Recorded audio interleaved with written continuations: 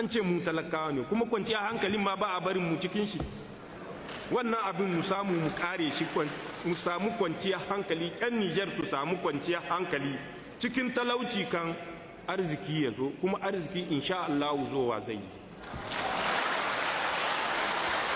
Wannan shi an matakan da muke nan muna toka.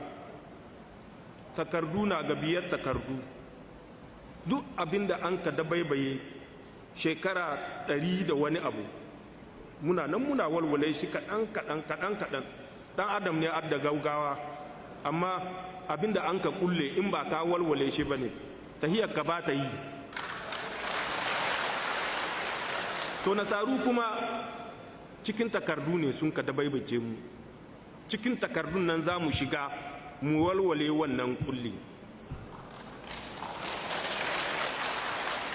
Muna roƙonku ku ci gaba da hankuri, ku ci gaba da kula da 'yan uwa da sun ka tsaya waɗanda a can Nijar masu ƙaramin hini, mai iya taimakawa ya taimaka. Sai lokacin da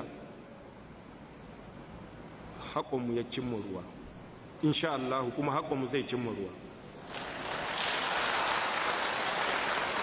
Radda haƙonmu ya cimma ruwa, gaba ɗai za mu tashi mu ce gara da an kai. Don mu in haƙonmu bai cimma ruwa ba, kenan wannan lokacin da mun ka zo mun ka ɓata, mun mai da 'yan Nijar baya, ba wannan afatanmu ba.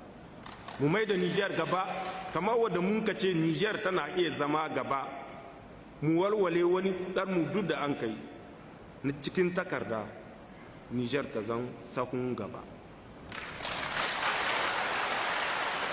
Wanda duk ya ci arzikin ƙasa yana amayo shi, tunda arzikin ƙasa ne, ba arziki na ne ba, ba nashi ba ne, ba na wani ba ne, na ƙasa ne. Zancen ƙasa kuma zancen ƙasa ne.